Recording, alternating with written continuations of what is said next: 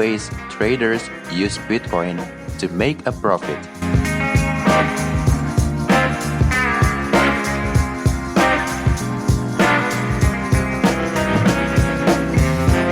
Most traders think futures contracts are only used to place highly risky, highly leveraged bets, but the instrument has multiple uses. Whenever there is data on the liquidation of futures contracts, many novice investors and analysts instinctively conclude that it is a gambler who is slumping using high leverage or other risky instruments. There is no doubt that some derivatives exchanges are known for their retail trading incentives to use excessive leverage. But that does not account for the entire derivatives market.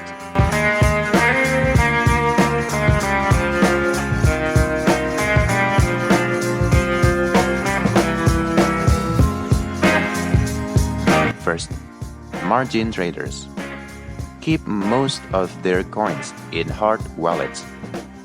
Most investors understand the benefit of keeping the highest possible share of coins in a hold wallet, as preventing internet access to tokens greatly reduces the risk of hacking. The downside, of course, is that this position may not reach the exchange on time, especially when the network is congested. For this reason, futures contracts are the instrument of choice that traders use when they want to lower their positions during volatile markets. For example, by depositing a small margin, like 5% of their holdings, investors can increase it by up to 10 times and greatly reduce their net exposure.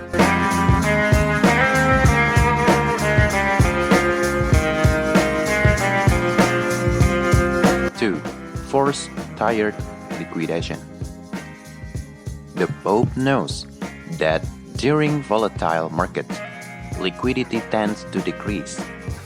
As a result, some will purposely open highly leveraged positions, hoping that they will be forcibly terminated due to insufficient margins.